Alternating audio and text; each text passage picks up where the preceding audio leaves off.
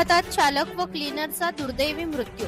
नागपूर मुंबई राष्ट्रीय महामार्गावर ग्रामकुरुम शिवारातील 3 पुलाजवळ दिनांक 7 फेब्रुवारी 2026 रोजी रात्रीच्या सुमारास आयशर ट्रकचा भीषण अपघात झाला.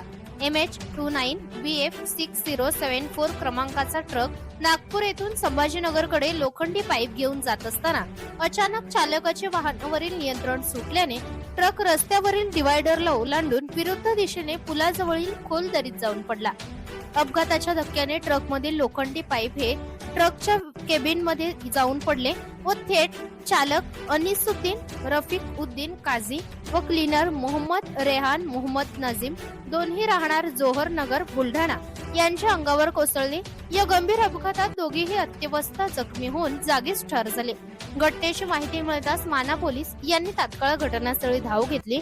पंचनामा करून मृतदेह शवविच्छेदनासाठी पाठवण्यात आले.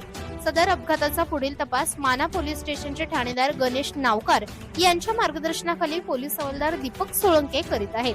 इंडिया न्यूज R7 साठी मुख्य संपादक अनवर खान.